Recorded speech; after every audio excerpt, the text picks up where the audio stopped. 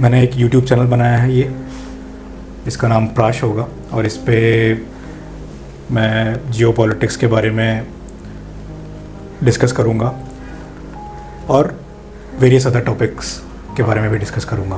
Contemporary topics और जो भी, हाँ, कंटेम्प्रेरी टॉपिक्स हो गए या फिर नॉर्मली भी एजुकेशनल, सोशल और कल्चरल जो भी हो, इकोनॉमिक टू, एक्सपर्ट्स बुलाऊंगा और उनसे बात करूंगा।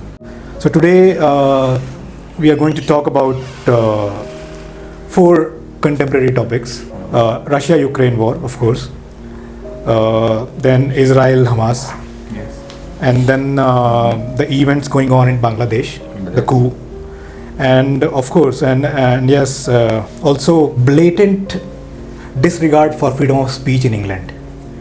So I'm going to cover all these 4 topics, and so let's start with Russia and Ukraine war. Yes. अभी कुछ महीने पहले जब एक अमेरिकन मीडिया पर्सनालिटी पुतिन के साथ इंटरव्यू उन्होंने किया, तो जब उन्होंने पूछा कि why did you invade mister president, why did you invade Ukraine, तो पुतिन फिर वो 1000 years बैक चले गए, समझ रहे हैं, 1000 years बैक वो चले गए और कैसे उन्होंने ये प्रूव करने की कोशिश की कि कैसे यूक्रेन जो है रशिया का पार्ट था और रशिया का पार्ट है। खैर, हम उतना पीछे नहीं जाएंगे, अभी हम आज डिस्कस करेंगे कि कंटेम्प्रेरी रीजंस क्या हैं इसके, क्या रीजंस हैं जो रशिया ने यूक्रेन को इन्वेड किया, या जैसे रशिया क्लेम करता है कि ये स्पेशल मिलिट्री ऑपरेशन है, ये इन्वेजन नहीं है, स्पेशल मिलिट्री ऑपरेशन है। तो खैर, इसमें हम पीछे जाते हैं, जब सोवियत यूनियन का डिसइंटीग्रेशन हुआ, उसमें रशियंस का ये कहना है कि नेटो और अमेरिका ने ये उन्हें आश्वासन दिया कि हम एक एक्स्ट्रा कंट्री भी इंक्लूड नहीं करेंगे नेटो में, ठीक है, फ्रॉम दिस डे फॉरवर्ड। समझ रहे हैं? तो वो डिसइंटीग्रेशन क्यों हुआ, वो आप उस पर आपका मैं पॉइंट ऑफ व्यू लेना चाहूँगा। सोवियत यूनियन का डिसइंटीग्रेशन क्यों हुआ? एक्चुअली सोवियत यूनियन हो या कोई और स्टेट हो, कोई भी डिसइंटीग्रेशन होता है या फिर कोई डाउनफॉल होता है कोई वार में या किसी स्टेट का, तो उसके पीछे कुछ इनहेरेंट कारणस होते हैं, कुछ कॉजेज होते हैं। पहला तो एक चीज़ है कि जो पुराना रसिया जो था, जो यूएसएसआर के नाम से जाना जाता है, वो बहुत ही डिफरेंट टाइप के कल्चर्स और इन सब चीज़ों से मिलके बना था, एक डिसइंटीग्रेटेड चीज़ था जो एक्चुअली जो था वहाँ पे। आप उसका जो टेरिटोरियल जो एक्सपेंशन जो देख रहे हैं आप, अफगानिस्तान से लेके यूरोप तक, और फिर जो भी है इतने लंबे चौड़े जो टेरिटरी पे एक रसिया फैला हुआ था यूएसएसआर के रूप में उस समय, तो उनके बीच में तो काफ़ी डिफरेंसेस थे, लेकिन उन डिफरेंसेस को जो चीज़ इंटीग्रेट करती थी वो विथ टाइम काफ़ी वीक हो गई, डाइल्यूट हो गई, और ये सबसे मेन रीज़न था। आप जैसे देखेंगे कि किसी भी स्टेट के लिए इकोनॉमिक सबसे बड़ी चीज़ होती है, और दूसरा उसका माइट, उसकी ताकत, जो अंदर और बाहर दोनों जगह डिसइंटीग्रेट करने वाली फोर्स उसको वो टैकल करती हैं। तो जो वर्ल्ड था उस समय कोल्ड वार से पहले, और कोल्ड वार से पहले का मतलब कि यूएसएसआर के जो डिसइंटीग्रेशन हुआ था उससे पहले का जो वर्ल्ड पॉलिटिक्स था, वहाँ 2 पावर वर्क कर रहे थे, यूनाइटेड स्टेट्स और दूसरा आपको ओल्ड रसिया के अंतर्गत। तो एक तरफ आप देखेंगे जहाँ कई चीज़ों में जो था रसिया वो यूनाइटेड स्टेट्स के बराबर था, काफ़ी चीज़ों में, टेक्नोलॉजी स्पेशली जो था, वार टेक्नोलॉजी जो हुए है ना, या फिर आपको स्पेस में, या इस तरह की जो एग्रेसिव जो टेक्नोलॉजी जो थी और एग्रेसिव जो इकोनॉमिक्स के जो एरिया थे वहाँ पे वह यूएस अमेरिका को काफ़ी, मतलब कई चीज़ों में से आगे ही था, जैसे कि टैंक्स भी काफ़ी इसके पास अधिक थे, और आपको न्यूक्लियर वेपन्स है ना, तो ये जो था। लेकिन दूसरी तरफ जो इकोनॉमिक्स के कुछ और ऐसे स्फीयर्स थे जहाँ एक डफर बन गया था यूएसएसआर। डफर कुछ काम नहीं था यहाँ पे। आप जैसे देखेंगे कि बेसिक यूज़ की चीज़ें वहाँ काफ़ी स्कार्सिटी हो गई थी, वहाँ चीज़ें मिल नहीं रही थी। अच्छा, एक आप उदाहरण देखेंगे, मतलब कि बड़ा इंटरेस्टिंग सा है ये कि एक नेटफ्लिक्स पे एक आता है आपको सीरीज स्ट्रेंजर थिंग्स। हाँ, स्ट्रेंजर थिंग्स। आप उसी के बारे में पहले ही बात कर रहे थे। तो उसमें आपने देखा होगा कि उसमें जो शेरिफ जो था, शेरिफ जो नाम मुझे याद नहीं उसका, तो शेरिफ को जब अरेस्ट किया जा रहा है तो उसको भेज दिया रहा है आपको साइबेरिया किसी जेल में, और फिर वहाँ से उसको काफ़ी टॉर्चर किया जा रहा है वहाँ पे। तो चाह रहा है वहाँ से निकल के जाना फिर अपने देश यूएस से।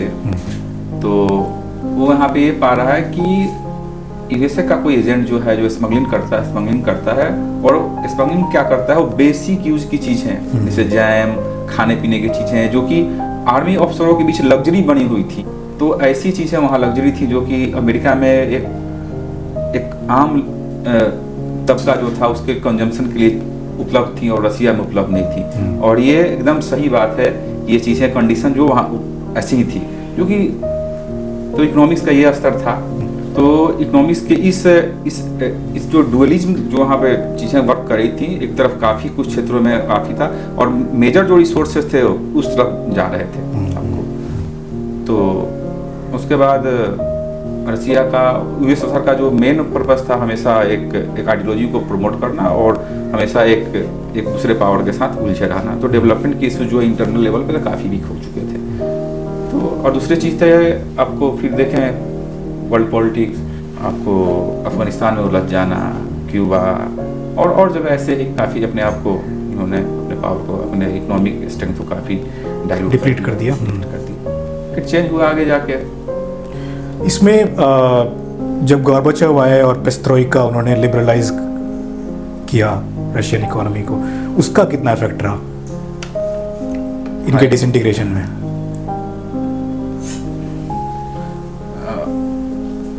एक्चुअली जो था कि ये दोनों जो पेस्ट्रोइका थे या ग्लासनोस्ट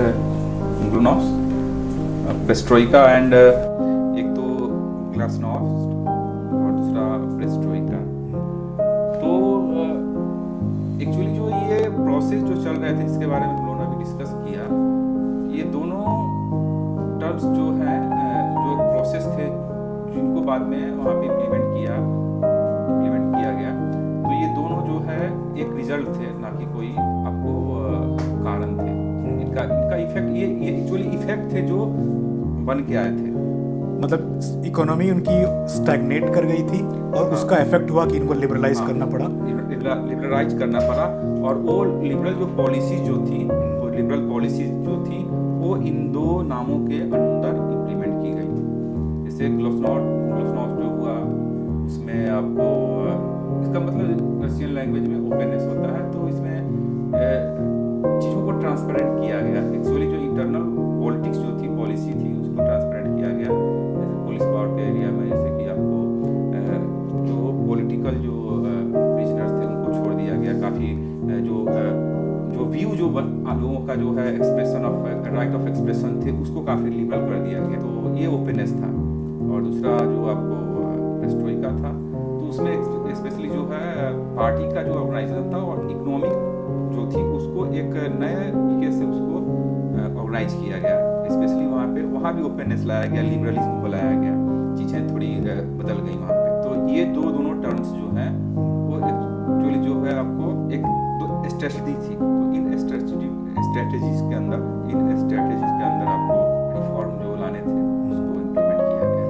उसके बाद जब डिसइंटीग्रेट हो गया तो फिर अपने वेस्ट ने अपने एक स्टूज को, बोरिस येल्त्सिन को वहाँ पे कुर्सी पे बैठा दिया और उनके थ्रू जो है वेरियस ओलिगार्क्स जो हैं ऊपर आ गए। नेचुरल रिसोर्सेज रशिया के कैपिटलिस्ट जो जिनका वेस्ट से काफ़ी वेस्ट के थ्रू जो है ये नेचुरल रिसोर्सेज को ये इल्जाम कैप्चर कर लिया। इल्जाम तो यहाँ तक लगते रहे कि जो डिसइंटीग्रेशन के जो प्रेसिडेंट थे उनको भी वेस्ट ने कभी एक समय इम्प्लांट किया था वहाँ पे अपने CIA एजेंट बोलते CIA हैं, एजेंट यस, के रूप में। गोरबाचेव को CIA तो एजेंट बोलते हैं। अच्छा, जहाँ तक बात रही कि रिसोर्सेज को हड़पने का, उनको एक क्लास के द्वारा, एक मतलब कि कैपिटलिस्ट क्लास जिसको कहते हैं, उसके द्वारा यूज करने की बात हुई, तो प्रॉब्लम यहाँ ये हो जाता है कि वो रिसोर्सेज पहले भी पब्लिक को नहीं मिल रही थी और बाद में भी नहीं मिलने रही थी, दोनों जगह ये प्रॉब्लम आई। तो जहाँ पे स्टेट उन रिसोर्सेज को हक लेके और अपने आइडियोलॉजी को फैलाने में यूज कर रहा था, बाद में कैपिटलिस्ट क्लास लेके गया, तो प्रॉब्लम दोनों जगह थी। तो इसको इस ब्रॉडर पर्सपेक्टिव में देखें। और उसी की वजह से फिर पुतिन को मौका मिला अपना जो सो कॉल्ड ऑथोरिटेरियन जो Yes. regime पावर में आने लाया, का। पावर में आने का। और कंसोलिडेट करने का अपना हाँ, पावर। उसके बाद फिर अभी वेस्ट ने जब यूक्रेन में यूक्रेन में उन्होंने कलर रेवोल्यूशन लाया 2014 में,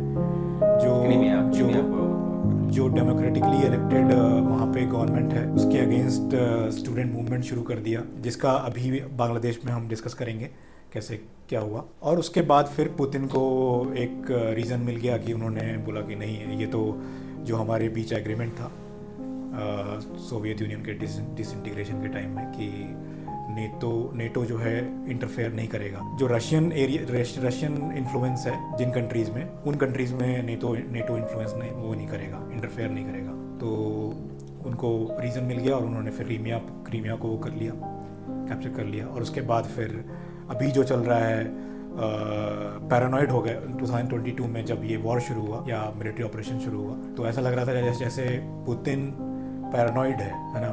उनको मतलब ये डर है कि वेस्ट यूक्रेन में अगर आ गया भाई वेस्ट, लेकिन उनको ये था कि वेस्ट यहाँ यूक्रेन को वेपन्स दे देगा, न्यूक्लियर वेपन्स भी दे सकता है ना। तो उनको ये था कि बहुत नज़दीक जो है थ्रेट आ गया है, उन्होंने उसको न्यूट्रलाइज करने के लिए स्पेशल मिलिट्री ऑपरेशन किया। मतलब उनका रीज़न मैं बता रहा हूँ, बाकी हो सकता है कि वो रीज़न टोटली बेसलेस हो, कोई उसका बेस। खैर अभी जो चल रहा है 2 साल से वॉर, इसमें जब वॉर शुरू हुआ ये, तो जो वेस्ट ने सैंक्शंस लगाए, और उस समय जो वेस्टर्न कमेंटेटर्स थे उनका ये कमेंट था कि ये सैंक्शंस रशिया को क्रिपल कर देंगे, है ना, पूरा इकोनॉमिकली क्रिपल कर देंगे। और जो है पुतिन को मोस्ट प्रोबेबली जो है इंटरनल रिबेलियन हो जाएगा, पुतिन को असैसिनेट कर देगा कोई रशिया का ही इंटरनल डिसिडेंट। बहुत सारे उनके डूम्सडे प्रोफेसीज थी रशिया के बारे में, समझ रहे हैं, और वो सब प्रोफेसीज फेल हो गई क्योंकि रिसोर्सेज इनके पास इतने हैं कि आप नहीं वो कर सकते हैं उनके ऊपर। इकोनॉमिक सैंक्शन का ज़्यादा इफेक्ट नहीं पड़ा, डेफिनेटली पड़ा, लेकिन इतना इफेक्ट नहीं पड़ा जितना हम 2 साल पहले हम ये जो एक्सपेक्ट कर रहे थे। इकोनॉमिक सैंक्शंस का इफेक्ट नहीं पड़ा उनके ऊपर, उल्टा इफेक्ट पड़ गया वेस्टर्न यूरोप पे, जो डिपेंडेंट थे अपने एनर्जी रिक्वायरमेंट के लिए।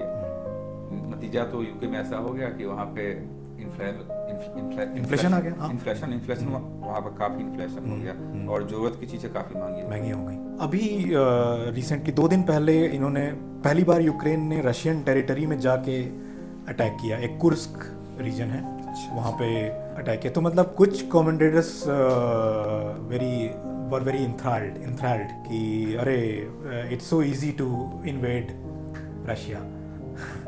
और उसमें अगर आप देखेंगे कि उसमें बहुत विटी कमेंट्स थे, कुछ कमेंट्स ऐसे थे कि अच्छा ठीक है अटैक कर दोगे कि लेकिन वापस कैसे जाओगे, है ना। और फिर उसमें पिक्चर लगा हुआ था नेपोलियन बोनापार्ट एंड हिटलर का कि अटैक सबने किया, सब रशियन टेरिटरी में आके अटैक किए, लेकिन वापस फिर उनका एम्पायर ख़त्म हो गया। सो रशिया यूक्रेन वॉर जो है अभी, इसमें ये वॉर ऑफ एट्रिशन अब ये हो गया है, ठीक है, स्टेलमेट हो गया है। वेस्ट उनको वेपन्स प्रोवाइड कर रहा है, पैसा प्रोवाइड कर रहा है, उधर रशिया सब कुछ झोंक दे रहा है ना, रिसोर्सेज, मैन, एवरीथिंग। और अब स्टेलमेट हो गया है और ये वॉर ऑफ एट्रिशन हो गया है कि कौन पहले ब्लिंक करता है, कौन पहले, किसके रिसोर्सेज पहले डिप्लीट हो जाते हैं कि नहीं अब बस हो गया। तो इसमें 2 पॉसिबिलिटीज़ जो मुझे दिख रही हैं कि जो और जियोपॉलिटिकल एक्सपर्ट्स भी यही बोलते हैं कि यूक्रेन जो अभी है, जो पार्ट रशिया के पास है वो रशिया रखेगा और एक बीच में डीमिलिटराइज जोन होगा, और बाकी पार्ट जो है वो यूक्रेन रहेगा, या ये कहिए कि वो वेस्ट की कॉलोनी रहेगी, है ना। तो इसको इस तरीके से भी देख रहे हैं कि ये कोई मतलब कुछ जियोपॉलिटिकल एक्सपर्ट्स बोलते हैं नहीं ये वर्ल्ड वॉर 3 शुरू हो गया क्या उस टाइम जब 2022 में वॉर शुरू हुआ, तो ये मतलब कुछ लोगों ने बात की कि वर्ल्ड वॉर 3 शुरू हो गया। और कुछ जो हैं जियोपॉलिटिकल एक्सपर्ट्स ये बोले कि नहीं ये जो है dragon bear Russia and China ये एक पोल हो गए हैं, और ये समझ लीजिए कोल्ड वॉर की दोबारा शुरुआत है। ये बीच में 30-40 साल के लिए बंद हुआ, लेकिन फिर से ये कोल्ड वॉर की शुरुआत है।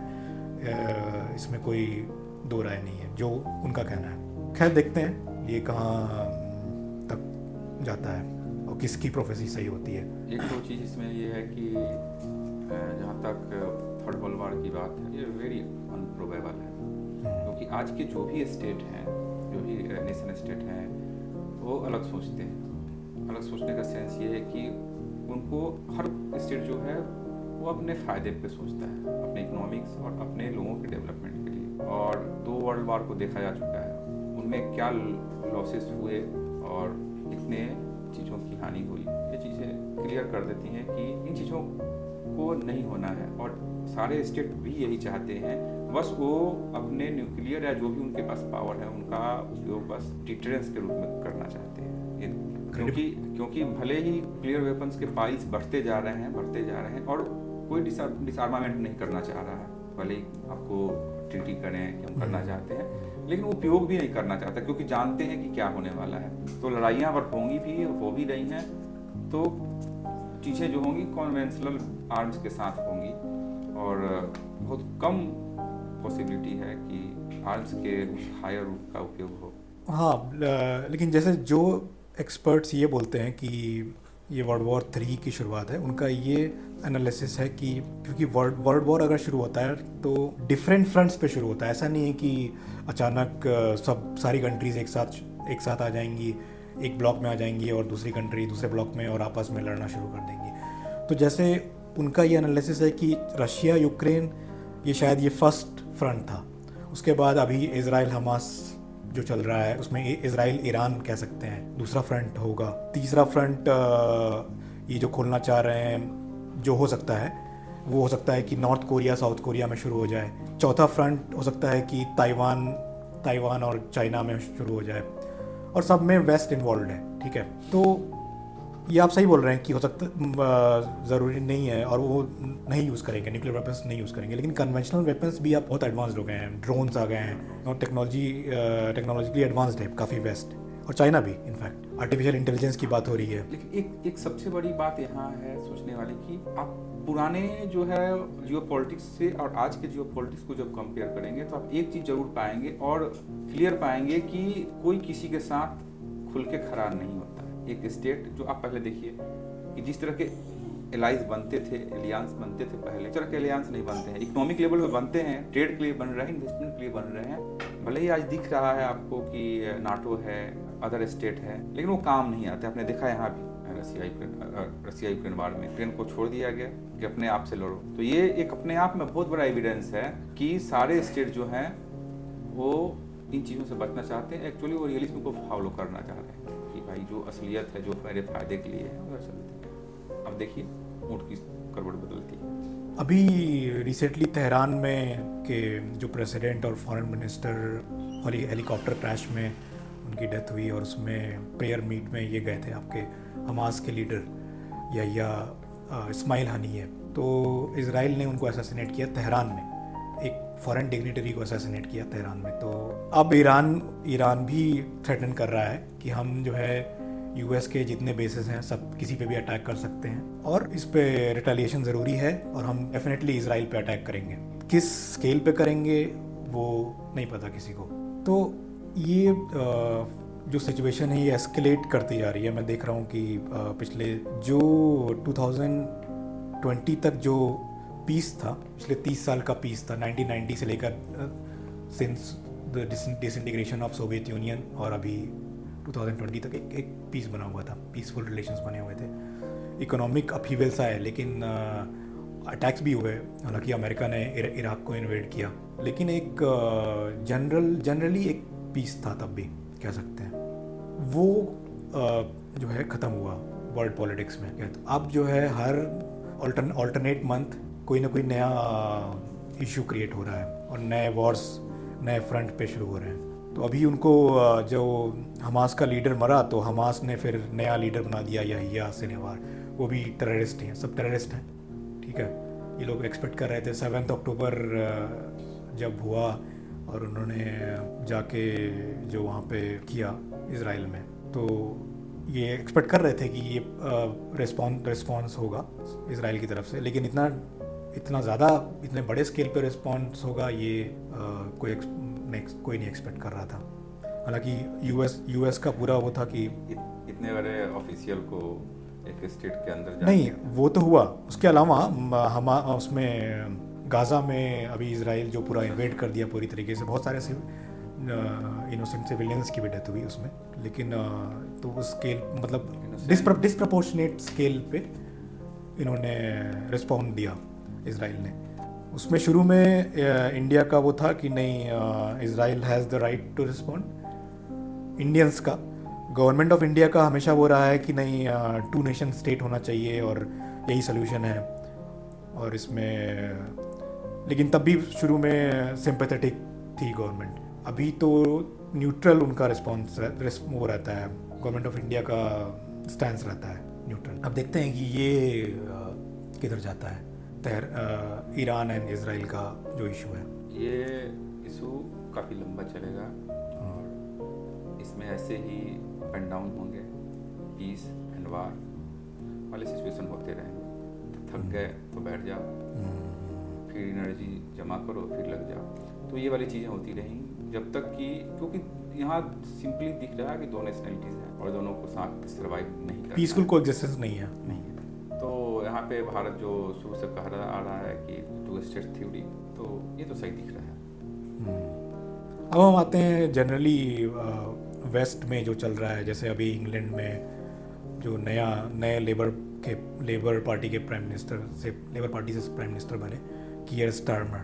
तो इशू ये है कि वेस्ट में पॉपुलेशन डिक्लाइन कर रहा है, उनका जो है बर्थ रेट 2 से कम है और जो इमिग्रेंट्स हैं उनका बर्थ रेट ज़्यादा है। तो वहाँ का जो लोकल पॉपुलेशन है उनको ये लगता है कि ये लोग तो ऐसे तो ये लोग 30, 40, 50 साल में हमें रिप्लेस कर देंगे, 100 साल में रिप्लेस कर देंगे, हमारा कल्चर चेंज हो जाएगा, हमारी एथनिसिटी चेंज हो जाएगी, हमारा डोमिनेंस खत्म हो जाएगा। तो अभी इंग्लैंड में एक सो कॉल्ड राइट विंग का लीडर है टॉमी रॉबिन्सन। वो उसने जो है पिछले 2-3 महीने में 2-3 कांग्रेगेशन किए, उसमें अराउंड 90,000 1 लाख लोग आ गए सड़क पे और पीसफुल कांग्रेगेशन हुआ, उसमें बात हुई, है ना। लेकिन वहाँ की गवर्नमेंट इसको कंसिडर कर रही है कि ये तो प्रोवोकेशन क्योंकि थोड़ा टॉमी रॉबिन्सन वो उसका जो वो रहता है एम रहता है, वो इस्लाम रहता है कि so many people from so many Islamic countries come to our country and they want to impose their culture on us. There are places in London and in other cities in England where it's considered, not safe to go.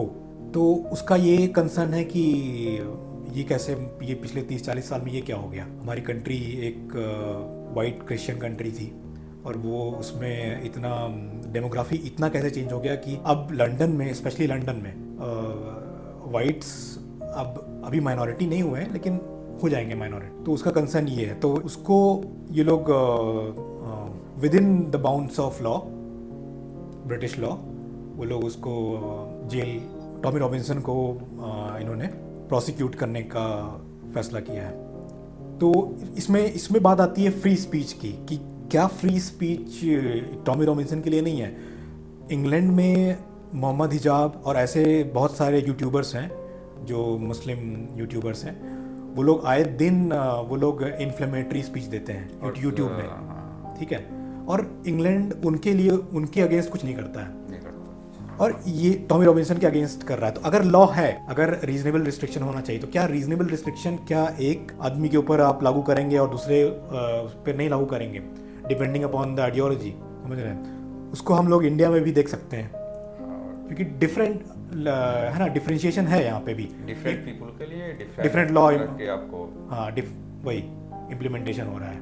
इसमें बात आती है जो हमारे यहाँ reasonable restriction है उसको कैसे मिसयूज़ होता है ना। कुछ लोगों के स्पीच इन्फ्लेमेटरी माने जाते हैं और कुछ लोगों के स्पीच में इन्फ्लेमेटरी नहीं है। तो यहाँ तो अगर आप यहाँ पे डिफ्रेंशिएट करेंगे तो डेफिनेटली जो क्राउड है उसको ये फील होगा कि हमारे ये तो डिस्क्रिमिनेशन हो रहा है हमारे ही कंट्री में। अब आते हैं हम बांग्लादेश में। अभी जो बांग्लादेश में हुआ इसमें जो coup हुआ सैन्य शासन, इसमें और अंतरिम सरकार भी तो बनी वहाँ पे। हाँ, इंटरिम गवर्नमेंट बनी। इसमें पहले तो मतलब ये बात ज़रूरी है कहनी कि इस समय वहाँ पे law and order situation it's total breakdown of law and order situation, और उसकी वजह से सफ़र कर रहे हैं हिंदूज़, क्योंकि जो वहाँ की बांग्लादेश नेशनलिस्ट पार्टी है और जो हार्डकोर इस्लामिस्ट हैं वो लोग प्रोसिक्यूट कर रहे हैं इनोसेंट हिंदूज़ को। उनके मंदिर जलाए जा रहे हैं, प्रॉपर्टी पे अटैक हो रहा है, बिजनेस पे अटैक हो रहा है, और विमेन को टारगेट किया जा रहा है। तो ये कू आपको क्या लगता है कि कू यहाँ पे जेन्युइन कू है कि ये स्टूडेंट मूवमेंट था, या फिर इसमें फॉरेन पावर्स का हाथ है, चाइना का या फिर यूएस का या ये इंडिया का? बातें जो है दोनों तरफ से चल रही हैं कि दोनों तरफ, या तो ये इंटरनल भी है कि अंदर के लोगों को प्रॉब्लम थे, कुछ पॉलिसी थी जो वर्तमान जो गवर्नमेंट थी हसीना जी की, तो और लोगों का ये भी कहना है कि एक्सटर्नल पावर्स हैं, चाइना, यूएसए, उसका यहाँ तक है कि भारत ने कराया है, यहाँ की जो एजेंसी है रॉ उसका हाथ है। तो अब ये कहाँ तक ये सब चीज़ें सत्य हैं कहीं नहीं जा सकती। हाँ, लेकिन एक चीज़ जो है अंदर की चीज़ें जो दिख रही हैं कि जिस सरकार को हटाया गया उसके अगेंस्ट में जो खड़े हैं उनमें कौन खड़े हैं ये क्लियर दिख रहा है। यहाँ पे जो भी लोग हैं स्टूडेंट तो हैं लेकिन उनको कौन बैकअप कर रहा है सही है, और जहाँ से बैकअप आ रहा है उसका क्लियर जो है रिटेलिएशन एक स्पेसिफिक माइनॉरिटी की तरफ है। इसमें 4 स्टेक होल्डर्स हैं। एक शेख हसीना की अवामी लीग, ठीक है। तो अवामी लीग का जो सपोर्ट बेस है वो लेबर यूनियंस है बेसिकली, तो उनका हमेशा सोशलिस्ट बेंट ऑफ माइंड रहा है, हालांकि विद कैपिटलिस्ट। तो हमेशा उनका लेबर यूनियन सपोर्ट बेस रहा है। तो जब पावर में आए इनके फादर शेख मुजीबुर रहमान, तो इन्होंने बांग्लादेश के रिसोर्सेज को नेशनलाइज कर दी, और जो लैंड होल्डिंग क्लास था उससे ज़मीन ले लिया, और उसके बाद फिर रीडिस्ट्रीब्यूशन किया, और फिर आप इंडस्ट्रियलाइज करने का प्लान क्रिएट किया। लेकिन हाँ, उसकी वजह से वहाँ पे फैमिन आ गया था, और फैमिन की वजह से जो है डिसकंटेंट फैल गया लोगों में, और फिर वहाँ पे जो कू एक बार हुआ था 1973 या 74 में, जब मिलिट्री डिक्टेटरशिप आ गई थी, ठीक है। तो ये दूसरा स्टेक होल्डर है वो बांग्लादेश नेशनलिस्ट पार्टी, आपकी खालिदा जिया। उनका सपोर्ट बेस हमेशा जो कंजर्वेटिव सोसाइटी है बांग्लादेश की, इस्लामिस्ट कंजर्वेटिव सोसाइटी, वो है। तो वो उनका हमेशा जो है इंक्लिनेशन टुवर्ड्स पाकिस्तान रहा कि नहीं, ये हम लोग गलत वो हो गए, डिसइंटीग्रेट कर गए, हमारा एक कंट्री था। नहीं, एक और चीज़ है, वो डिसइंटीग्रेट अभी का जो कंटेम्प्रेरी जो जनरेशन है वो उस डिसइंटीग्रेशन से खुश है, उसको कोई प्रॉब्लम नहीं है, कोई अफसोस नहीं है, लेकिन उनका है कि मुझे वही आइडियोलॉजी चाहिए, मुझे वैसे ही होना है। आप ये इसमें भी देख रहे हैं कि जहाँ तक इल्ज़ाम लगते रहे हैं कि लगे भी कि आपको शेख हसीना की जो सरकार थी डिक्टेटरशिप के साथ चल रही थी, तो प्रॉब्लम होनी चाहिए शेख हसीना से, न कि शेख मुजीबुर रहमान से होनी चाहिए। और जिस तरह से एक फ्रीडम फाइटर जिनके द्वारा ही उस नेशन की आधारशिला रखी गई, उसकी ही मूर्तियों को वहाँ से उखाड़ के और बड़े ही बेअदबी के साथ ख़त्म किया गया। तो इसका मतलब क्लियर है कि आपको किसी एक व्यक्ति से नहीं, एक पूरे उस लाइन से प्रॉब्लम है, क्योंकि लिबरल लाइन थे, मतलब तथाकथित लिबरल लाइन, मतलब कि कंपैरेटिवली लिबरल लाइन जो थे। तीसरे यहाँ इसमें जो स्टेक होल्डर स्टूडेंट्स हैं वो मुझे लगता है कि वो प्रॉप अप किए गए हैं यूएस, क्योंकि एक बांग्लादेश के पास एक आइलैंड है सेंट मार्टिन आइलैंड, तो वहाँ पे यूएस बेस चाह रहा था, नेवी बेस और एयर बेस, वो शेख हसीना ने मना कर दिया। दूसरी बात ये कि जो बे ऑफ बंगाल है वहाँ पे जो है गैस रिजर्वायर काफ़ी मिला है। तो यूएस की कंपनीज जो हैं कॉन्ट्रैक्ट चाह रही थी उसको ड्रिल करने के लिए, तो उसमें शेख हसीना रिलक्टेंट थी, नहीं देना चाह रही थी देना कॉन्ट्रैक्ट।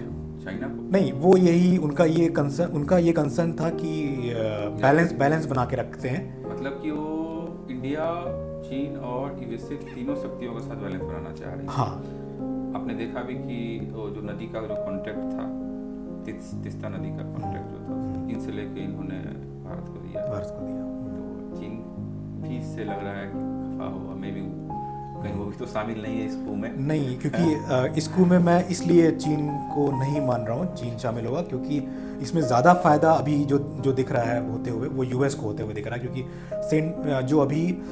जो अभी इंटरिम प्रेसिडेंट है, नोबेल प्राइज़ विनर आपके मोहम्मद यूनुस, इकोनॉमिस्ट, वो वेस्ट में ही थे।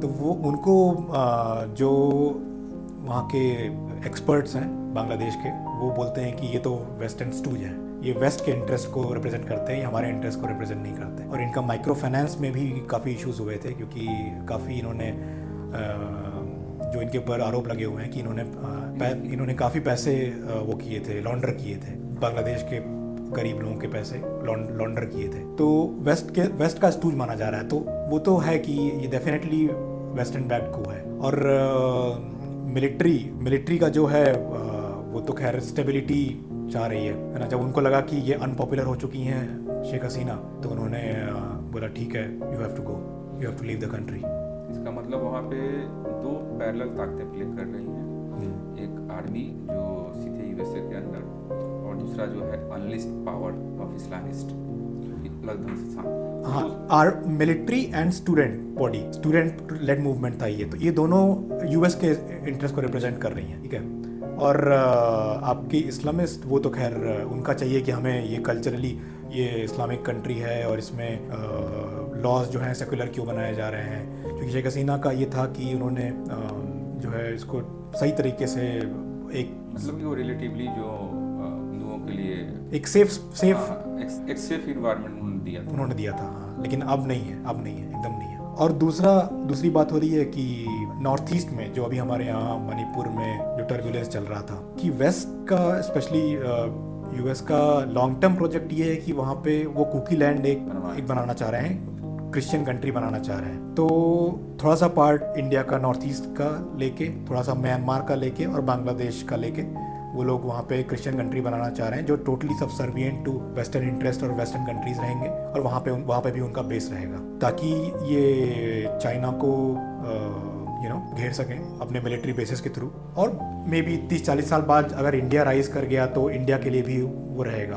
थ्रेट रहेगा। तो खैर ये कुकी लैंड तो पॉसिबल नहीं दिख रहा है। हाँ, वो तो है ही है। हमारे एक्सपर्ट्स, हमारे जो वो हैं, उनको उनके नॉलेज में तो अगर ऐसे कुकी लैंड दे दिया जाए तो फिर तब तो पूरा नॉर्थ ईस्ट जो है वो लैंड ही हो जाएगा।